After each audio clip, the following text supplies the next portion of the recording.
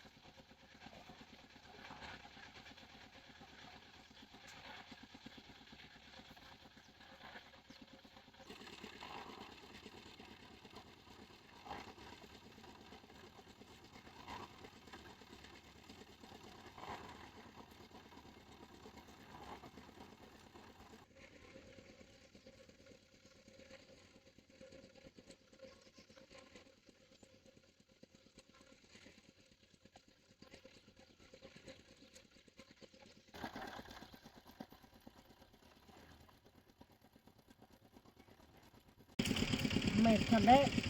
Mới có mấy ngày không đi làm thôi mà đã uể oải hết cả người rồi. Mình mà không thiếu tiền á, mình không đi làm này đâu. Nhưng mà mình đã hứa với anh Mùi rồi, nên là mình cũng phải cố lên đi làm. Mỏi hết cả người. May còn xin anh Mùi và làm lại ở đây. Chứ nếu mà cho mình đi làm công việc khác chắc mình không làm được. Cái tính mình lười này ấy. Nhưng mà làm công trình của anh Mùi thì vừa nhàn hơn lại lương cao hơn, nên mình phải cố thôi. Nhưng mà mới đến mình thấy công trường đã hoa hết cả mắt rồi. Cái này sao có sức làm đây nhỉ?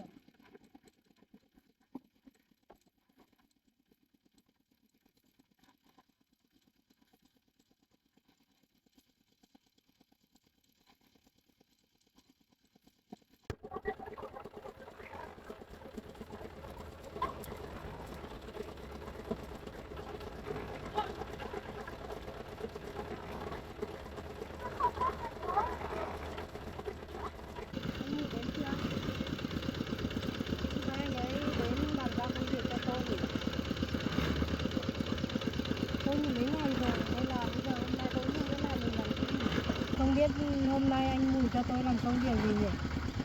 Đi taxi bác sơ trồng dứa hay là đi làm thư ký nhỉ?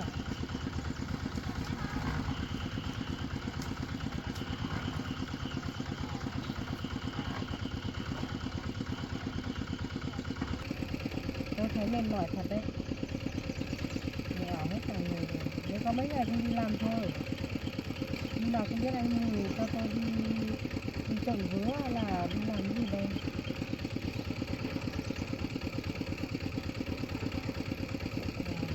Vẫn công việc của anh Mùi nói với cô như thế à? Như thế thì còn đỡ. Cứ bảo cho tôi đi trồng dứa thì chắc tôi không làm được.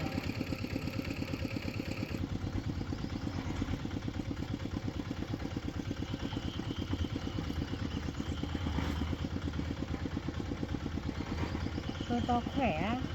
Tôi khỏe vậy thôi mà tôi yếu lắm. Có khi tôi còn yếu hơn cô đấy. Cô đừng có thấy tôi to khỏe mà đi bảo anh Mùi cho tôi đi làm mấy cái công việc nặng nhọc nhá. Tôi không làm được đâu.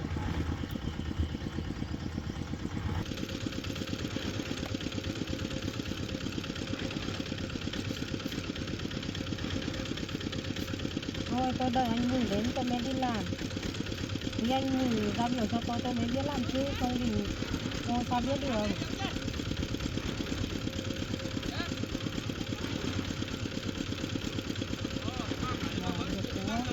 Nhưng mà tôi thì chắc chắn được phải anh Mùi đến giao việc cho tôi cơ. Không tí nữa làm anh Mùi lại bảo không phải công việc đấy tôi lại mất công.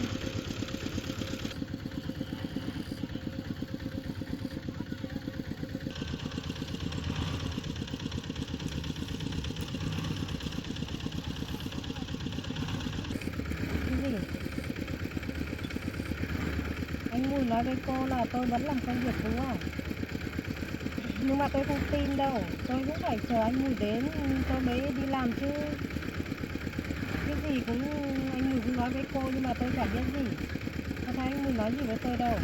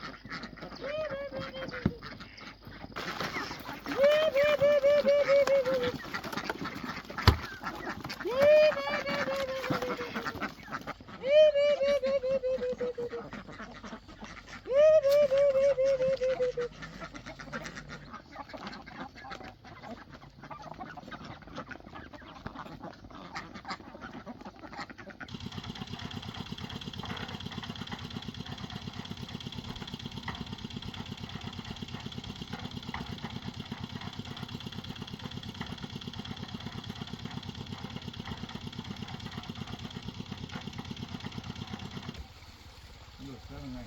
Mấy thanh niên này Nữa đấy đi. Đấy. Để thì còn em quần áo rồi. Trèo đây nhá, trèo đây tí đá lăn đấy.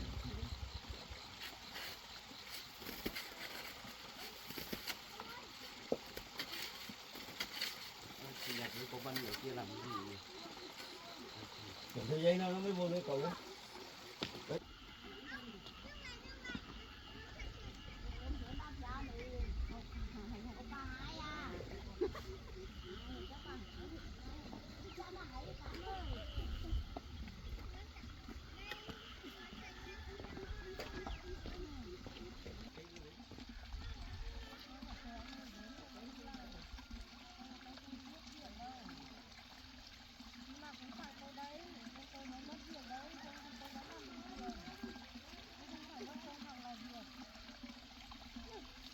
Có phải cô đá suối anh Mùi cho tôi nghỉ việc đúng không? À nhỉ, hai người này Tốt để đi. vừa đến đây nói chuyện thì to nhỏ với nhau này. Đấy là đi xin việc cho tôi. Để tôi nghĩ rằng cô làm tốt cái gì. Cô sống hai mặt chứ gì. Tôi biết thừa tính cô rồi. Cái gì đấy? Cô Vân nói gì đấy? Em có nói gì đâu. Em chỉ bảo là mãi anh chả thấy đến. Có thật không? Tôi vừa đứng kia nghe đâu có phải cô nói thế đâu. Thật mà. Em ở đây chờ anh cả tháng để em hỏi xem là có phải là em đi làm cái công việc cũ hay không. Cô Nhật bảo em đi làm công việc cũ nhưng mà em không tin. Em cứ nghĩ là anh cho em lên làm văn phòng rồi hay là thế nào chứ. Đúng rồi đấy, hôm qua tôi dặn chị Nhật rồi. Bảo giờ nếu mà cô Vân đến thì cho cô Vân đi làm lại công việc cũ đấy. Thế giờ cô vẫn chưa đi làm. Em phải chờ anh đến chứ. Để em biết thật như thế nào em mới biết đi làm, xong đến lúc em lại mất công ra. Nhưng mà anh đã dặn chị Nhật như thế rồi. Thế em không nghe chị Nhật đây. Anh hôm qua anh đã nói với em như thế nào? Em đã hứa với anh như nào? Hôm qua anh đã dặn em bảo là bây giờ chị Nhật đến đây quản lý em. Bây giờ em phải nghe chị Nhật chứ giờ chị Nhật nói em lại không tin à? Nhưng mà em cũng phải chờ anh đến chứ. Anh phải đưa em đi ra kia xem là như em làm như thế nào thì em mới biết. Chứ bây giờ nghe một bên cô Nhật nói thì ví dụ em ra kia em làm xong anh bảo là đấy không phải công việc của em thì em lại mất công một ngày đây. Em chờ anh đến để giao việc mà em chờ cả buổi rồi không thấy anh đến, em cũng không biết đi làm gì luôn. Nay anh còn đi lên công trình trên kia giao việc cho mọi người ở trên kia xong mới qua đây được. Anh đã dặn chị Nhật trước rồi. Dặn chị Nhật bảo là nếu mà cô Vân đến thì dặn cô Vân cứ làm việc như lúc trước thôi. Việc Nhưng anh ở đây làm. mà Hôm qua anh cũng dặn qua em rồi đấy, em quên rồi. em không tin cô Nhật, biết đâu cô Nhật lại xui em đi làm công việc không đúng với năng lực của em thì sao? Nhưng mà nãy anh gọi điện cho em sao em không nghe đấy. Em để im lặng hay làm sao đấy. Em để chế độ im lặng rồi nên em không biết anh gọi. Thế thì em còn trách ai nữa? Anh gọi điện cho em để giao việc cho Em có dám trách ai đâu. em lại không bật chuông thì đấy là tại em rồi. Em không nghĩ là hôm nay anh sẽ gọi cho em, vì mọi lần anh có gọi em bao giờ đâu, toàn em gọi cho anh. Thế tại sao hôm nay em lại không gọi hỏi anh? Không biết thì phải hỏi chứ. Em có biết như thế đâu, không thì em đã gọi hỏi anh rồi. Em đỡ phải mất công ở đây chờ anh. Thế em ở đây chờ anh làm cái gì?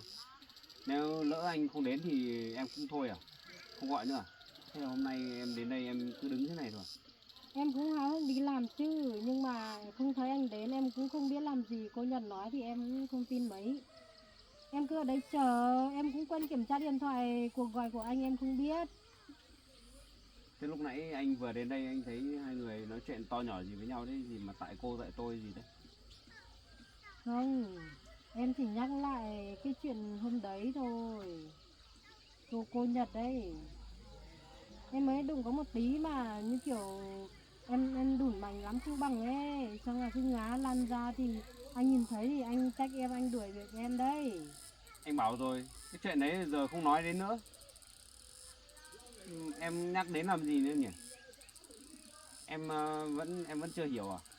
Hôm Hay nay là em vẫn chưa muốn đi làm? Hôm nay em tự dưng nhớ đến em nói đến thôi. Em có dám trách gì đâu. Em bị làm sao vậy? Em vẫn chưa thay đổi được à? Em biết rồi. Chỉ là em không muốn cô Nhật giao việc cho em thôi. Thế bây giờ anh giao việc cho chị Nhật giao việc cho em là cũng không được à? Phải trực tiếp anh nói mới được á. Hôm qua anh đã dặn em nào rồi? Anh dặn em là bây giờ để chị Nhật đến đây để quản lý em rồi, giám sát em rồi.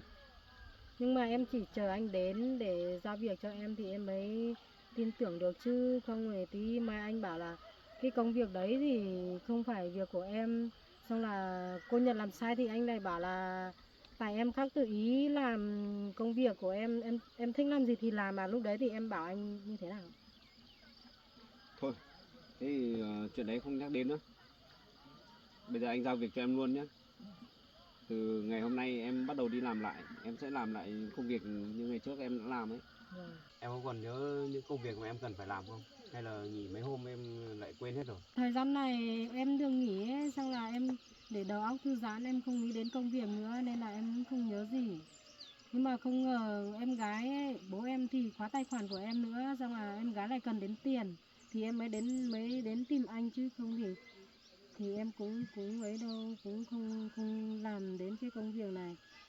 Nhưng mà em quên thật rồi, anh đưa em đi, anh giới thiệu công việc cho em tiếp đi, em chả nhớ gì.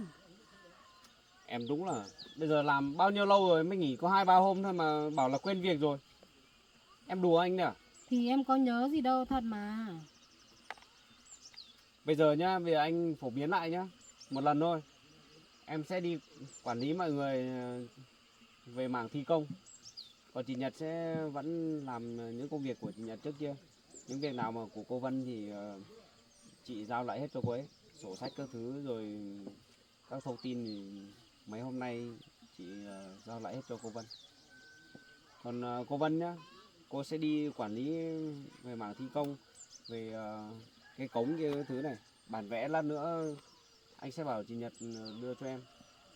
Vâng. Em cứ theo bản vẽ, theo thiết kế mà làm. Nhưng mà anh đưa em đi xem đi, bây giờ em có biết đoạn nào với đoạn nào nữa đâu. Rồi lát nữa anh sẽ đưa em đi. Cái bản vẽ thì trước em cũng xem qua rồi mà bây giờ em cũng quên rồi, không nhớ. Anh bảo rồi lát nữa anh sẽ bảo chị Nhật đưa bản vẽ cho em. Còn tí nữa về anh sẽ gửi lại em mail công việc. Toàn bộ nội dung công việc anh sẽ làm việc qua mail với em. Nhưng mà anh đưa em đi xem đi, tí anh đi đâu thì em ra đâu mà tìm anh nữa, xong rồi em lại phải chờ à? Bây giờ em cũng quên rồi, có nhớ gì đâu. Xếp bao nhiêu mét đá bao nhiêu mét đấy em có nhớ gì nữa đâu. Anh đưa em đi xem đi nào. Em bỏ tay ra. Thì anh phải đưa em đi xem em mới biết chứ. Đi chị Nhật đây. Bỏ tay ra.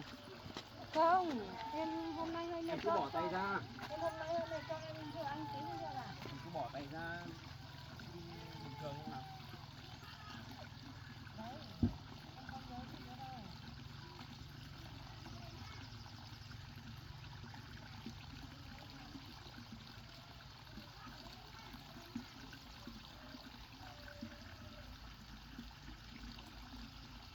Đấy, bây giờ em sẽ làm ở đây.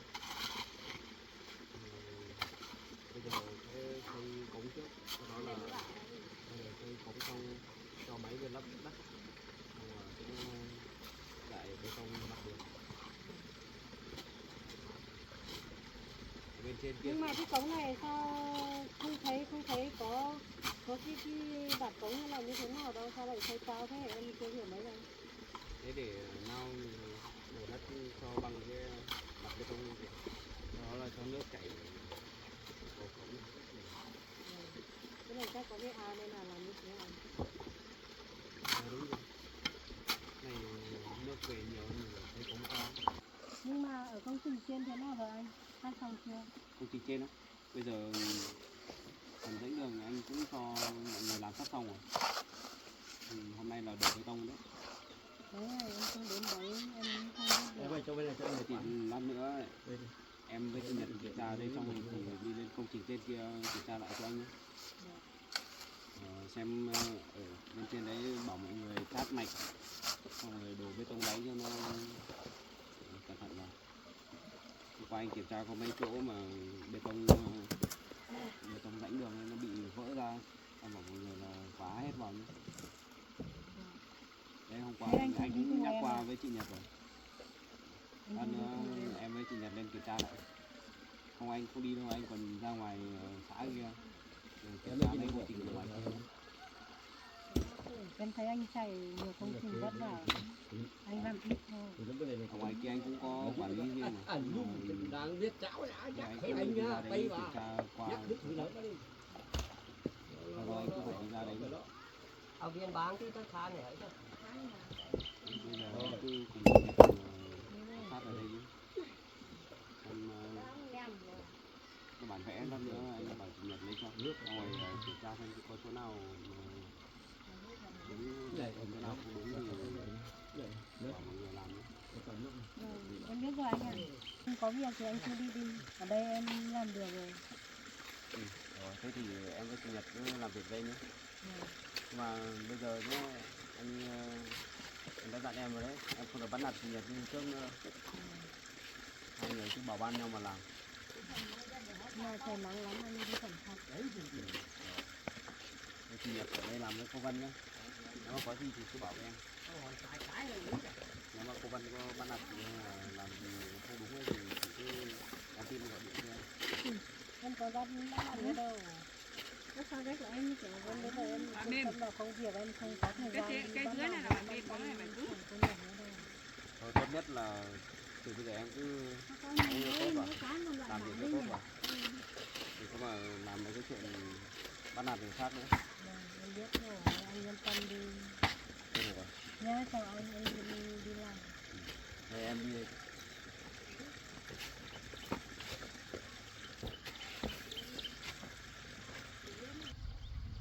Anh đi cẩn thận nhá. Cho mà tí về sớm đi qua đây đón em luôn nhá.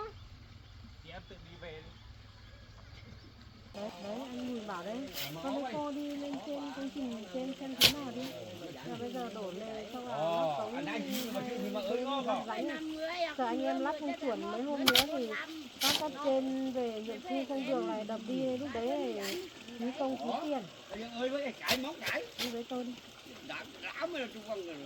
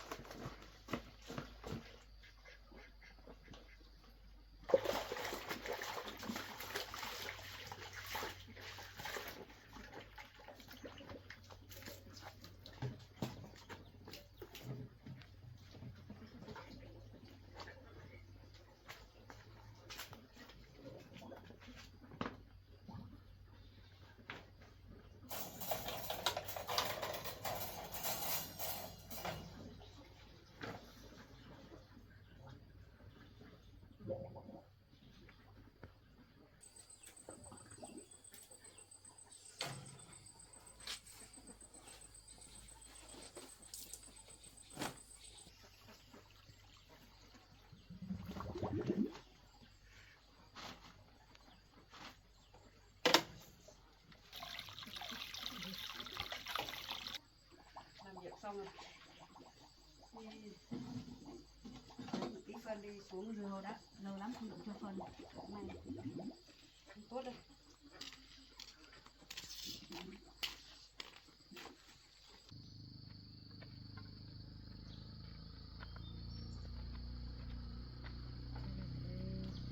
Buồn thế rồi. Nhưng mà sao cái miếng vỡ kia lắp vào làm gì? Mấy nay tôi không đi làm nhưng mà đã làm như thế rồi bỏ.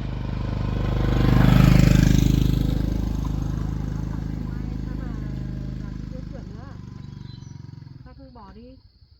Đây này, cô làm ăn như thế à? Cái này bà anh em không lắp vào đâu nhá. Không phải là cứ lắp như thế này mai không đạt đâu. Cái này mai xe ô tô lăn qua thì nó nứt ra, nó vỡ ra. Xong rồi bảo anh em chát xi măng vào đi. Chát như thế này này. Lên cao hết đi cho nó chắc. Không để thế này đâu. Này, nhưng cái này có đá thì tôi không nói này. Mai bảo anh em lấy một tấm ván về kê ra đằng sau này. Xong rồi chát xi măng lên. Mai nó cứng thì nó cũng đẹp như thế này thôi. Còn những cái miếng vỡ kia thôi. Nếu mà cái nào mà vỡ to quá thì không lắp vào nữa, bỏ đi. Những nhỏ nhỏ này thì ván được. Vỡ nhiều phết đấy.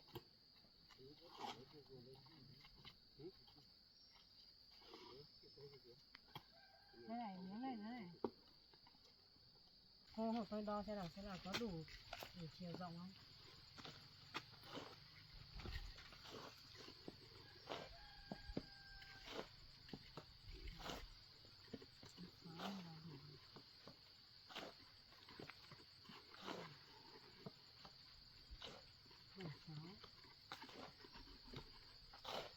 Đây là đẹp rồi.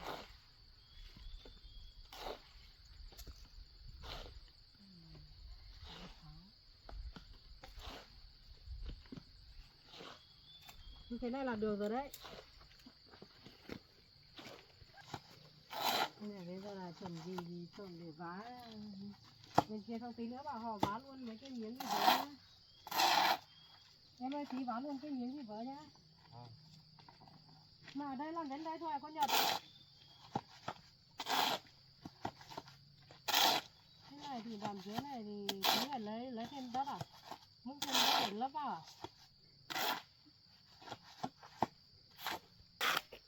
Mà bác Song Tiến thì đâu rồi? Hôm nay cho các bác ấy đi làm công việc công trường khác à? Công trường đấy có phù hợp với bác ấy không? Bác ấy già rồi cũng sức khỏe không tốt như thanh niên. Đi làm tí cho bác ấy làm công việc nhàn thôi. Tí vất vả quá bác không làm được đâu. Lên xe lên bác ơi.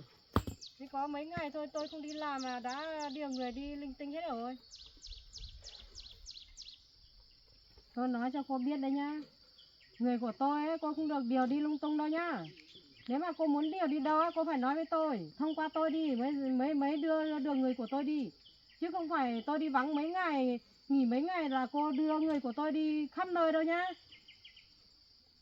Sao là cái chuyện mà cô đi giám sát tôi làm việc ấy, cô cũng không có quyền đấy đâu. Anh Mùi chỉ nói thế thôi chứ anh Mùi thương tôi lắm đấy. Không phải là anh Mùi bảo cô đi giám sát tôi là cô cũng không biết làm việc gì, cứ đi theo đi tôi đâu nhá. Cô đây cũng phải tự giác đi làm việc đi. Bây giờ anh em cũng thiếu người làm nữa, xem chỗ này người ta không làm được cũng đi hộ người ta đi. Không phải đi giám sát tôi đâu, cô cũng không có tư cách để giám sát tôi đâu nhá. Tôi trình độ của tôi còn cao hơn cô đấy, cô nên nhớ điều đấy.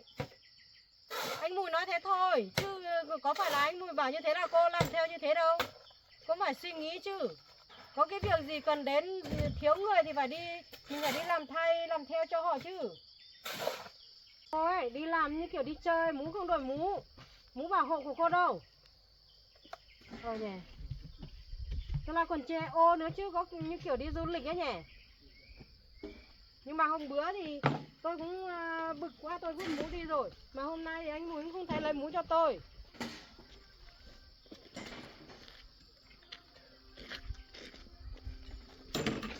Trời thì nắng nữa. Tôi mà không vì em gái của tôi á, tôi không phải đi làm vất vả thế này đâu. Mà bố tôi nữa, lại khóa tài khoản của tôi đúng lúc này nữa chứ. Tôi thì bây giờ đang cần dùng tiền đóng học thôi. Chứ không nắng thế này tôi ngủ nhà tôi quạt mát thì chả sướng à.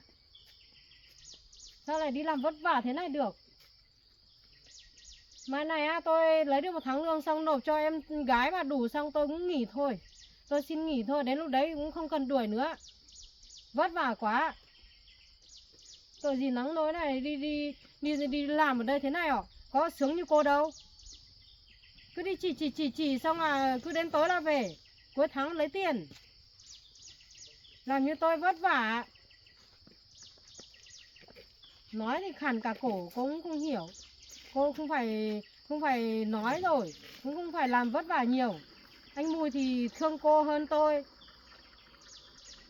Cái gì cũng bênh cho cô, cái gì tốt thì cũng muốn tốt cho cô. Đúng là không công bằng.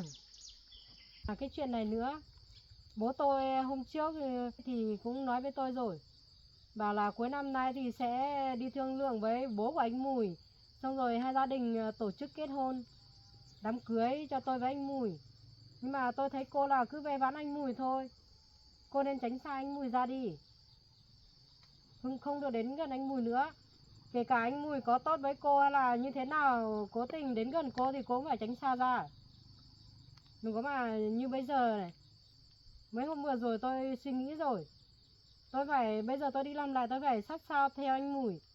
Không thì đến lúc thì cô lại tranh mất anh Mùi của tôi thì cuối năm nay tôi cưới với ai? Chúng tôi cũng đủ tuổi kết hôn hết rồi. Cũng gần 30 rồi. Nên là cô không được đến gần anh Mùi nữa. Đợt này bố tôi đi công tác cũng hơi lâu. Nên là tôi cũng chưa được bàn với bố xem là vào thời gian nào nữa. Chắc phải để ông ấy về xong rồi mới cụ thể được. Bố của anh Mùi thích tôi lắm đấy. Tôi với anh Mùi có hôn ước rồi đấy nhá. Anh Mùi không trốn được tôi đâu. Anh Mùi đi đến đâu tôi sẽ theo đến đấy. Nhưng mà còn cô nữa, không biết anh Mùi là gặp cô ở đâu mà đưa cô vào cái công trình này làm. Sao là bây giờ anh Mùi lại tỏ vẻ chán nản tôi, tránh mặt tôi.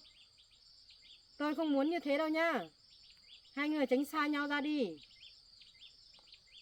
Đừng để đến lúc mà tôi phát hiện ra chuyện gì là cô không xong với tôi đâu. Tôi đã nhắc nhở cô rồi. Sau này nếu có cái gì mà liên quan đến anh Mùi mà có tránh xa tôi là như thế nào đấy, đấy là lỗi của cô đấy nhá. Cô nên biết thân biết phận đi. Đừng có mà đến gần anh Mùi nữa.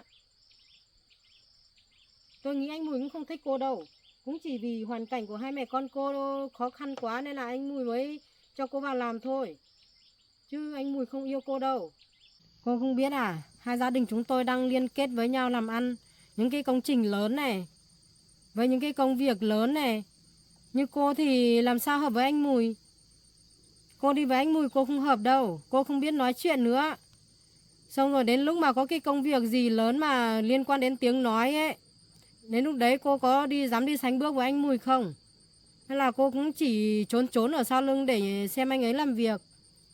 Tôi đây này, tôi mới hợp với anh Mùi. Anh Mùi có cái gì ấy, tôi sẽ nói giúp với anh ấy. Hoặc là những cái công việc cuộc họp gì đấy liên quan đến ấy, tôi cũng sẽ phổ biến được. Như cô thì có phổ biến được không? Hay là chỉ làm gánh nặng cho anh Mùi? Cô nên tránh xa anh Mùi đi. Xem là như thế nào, làm hết tháng này mà cảm thấy không làm được hay như thế nào đấy thì xin nghỉ đi, tự giác xin nghỉ. Không thì tôi thấy cô ở đây cũng làm cản trở đến cái tình cảm của chúng tôi. Cô nhớ chưa? Đấy là còn chưa nói nhá, đến những cái lúc mà mình đi phổ biến cho anh em công nhân này. Đấy nhá, anh em công trình ở đây người mới người ta mới vào chưa hiểu về quy tắc của công trình này. Đi làm đã phải có đồ bảo hộ các thứ, cô có nói được không? Có bảo họ không? Hay là cô cứ đi chỉ ai biết là cô chỉ cái gì? Tôi bây giờ làm việc với cô lâu này tôi còn không biết cô chỉ cái gì nữa thì huống chi là họ. Cái lúc người ta trèo cao này thì phải nhắc người ta đeo dây an toàn vào. Xong rồi đi giày bảo hộ các thứ này, bê những cái tấm bê tông này nặng lắm nhá. Không có giày bảo hộ đến lúc mà đâm vào chân dập chân thì đến lúc kia ai bồi thường cho. Xong rồi là cô cứ không biết bảo gì là cứ đi chỉ. Người ta cũng không hiểu, người ta cũng không biết là cô nói gì. Cũng không biết đeo, không biết dùng những cái bảo hộ. Đến lúc đấy thì anh Mùi lại phải đứng ra xử lý cho cô à? Mà nói tóm lại cô cũng không hợp với cái công việc này đâu. Cô xin nghỉ đi. Xong rồi về nhà hai mẹ con đi kiếm tiền như thế nào, đi đồ tìm cái gì đồ các thứ về bán như thế nào thì kệ cô. Chứ cô bây giờ cô cứ làm ở đây này tôi thấy không hợp với cô đâu. Công việc này phải có tiếng nói. Phải nói được, làm được thì mới được. Chứ không phải như cô là cứ đi đứng như kiểu đi chơi đâu. Mà anh Mùi này nữa cũng không biết là thiên vị cái gì cô nữa. Cô thì có cái gì đẹp đâu. Đã câm rồi, nhà thì nghèo. Mà vẫn đi cho cô đi làm những cái công việc như thế ở bên cạnh anh Mùi đấy chứ. Như thế này tôi thấy không được. Cô xin nghỉ đi. Không thì cô đừng nghỉ nếu mà ngại anh Mùi ấy. Đừng nói với anh ấy. Cứ nói với tôi là được. Tôi sẽ báo cáo lại với anh Mùi. Không hay là cô không muốn nghỉ, xong là đến lúc xin nghỉ xong cứ giả vờ yếu đuối này nọ trước mặt anh Mùi, tỏ vẻ thương hại để cho anh Mùi giữ cô lại à? Tôi đã thấy cô làm như thế rồi đấy, không phải vẫy không chối được đâu. Tôi biết rồi. Cô đừng có làm như thế nữa. Xin nghỉ cô cứ nghỉ, xin nghỉ đơn phương đi. Viết đơn ở đấy, tôi ký cho. Xong là anh Mùi nghỉ hay không cho nghỉ, hôm sau tôi sẽ báo cáo. Xong rồi tôi sẽ liên lạc gọi cho cô. Lương sẽ trả đầy đủ, không thiếu cô ngày nào. Tôi cũng chỉ nói cho cô thế thôi. Tôi cũng không có ý trách hay là mắng cô đâu. Nhưng mà cô cũng tự hiểu rồi đấy. Cái công việc này ấy, thật sự không hợp với cô một chút nào cả. Tôi nói thế không phải là tí mai là đi mách anh Mùi nhá. Tôi có lòng tốt tôi góp ý cho cô thôi. Nhưng đến mai là đi mách anh Mùi lại hỏi tôi khó xử. Đến lúc này anh Mùi lại bảo tôi bắt nạt cô. Cô thấy tôi bắt nạt cô chỗ nào không? Tôi chưa bao giờ bắt nạt cô lần nào, nhưng mà anh Mùi này suốt ngày bảo tôi bắt nạt cô. Cái khoản này là tôi cũng hơi bực mình rồi đấy. Cho là những cái công việc đấy cần phải người biết nói thì người ta mới hiểu là mình muốn phổ biến cho người ta cái gì, muốn nhắc cho người ta cái gì. Cứ như cô thì không biết nói thì cứ về đây chỉ. Chỗ này chỉ, chỗ kia chỉ, người ta làm việc còn không có thời gian. Còn không để ý cô nói cái gì, cô muốn gì mà. Không làm được thì cô tự giác xin nghỉ đi, tôi cũng không thích nói nhiều đâu. Nói nhiều này tôi lại thành người ác. Tôi cũng đâu có đến nỗi như thế đâu. Tôi có lòng tốt tôi nhắc nhở cô thôi đấy. Nhớ chưa? Không phải đứng đây nghe sau này không để ý lời nói của tôi. Tôi nói cô phải tiếp thu vào. Xong là suy nghĩ xem bản thân mình là nên là như thế nào. Những cái gì cần tiếp thu này, những cái gì cần phát triển này. Nên phát triển bản thân nhiều vào. Chứ bây giờ cô cứ như thế này, học đã không có trình độ rồi. Xong là tôi thấy cô như gánh nặng của anh Mùi đấy. Chứ cô không giúp được gì cho anh Mùi đâu. Chẳng qua anh ấy tốt nên là anh ấy không nói ra thôi. Anh ấy cứ âm thầm chịu đựng ấy. Có lúc tôi thấy anh Mùi suy nghĩ hay sao ấy, thấy anh ấy buồn lắm đấy. Mà tôi cũng không dám hỏi. Tôi hỏi thì anh Mùi lại bảo tôi lắm chuyện, tôi không dám hỏi. Bây giờ cũng muộn rồi. Anh em cũng về rồi. Cũng nghỉ hết rồi. Cô nữa, cô phải suy nghĩ cái lời của tôi nói đấy nhá. Không phải là tôi nói xong là cô cứ bỏ ngoài tay đâu. Xong đến lúc thì ngày mai thì tôi ra lại hỏi lại cô ấy chả biết gì. Mà thôi, không nói nữa, nói nhiều tôi cũng mệt rồi. Đi về đi. Xong ngày mai xem là đổ đất thêm, bồi thêm đất là như thế nào nữa, xong là đổ bê tông nữa. Gọi xe lên nữa. Chứ không phải tôi ganh tị hay là cái gì mà tôi nói cô đâu. Cô thì làm gì đủ tư cách để tôi ganh tị. Đi về đi.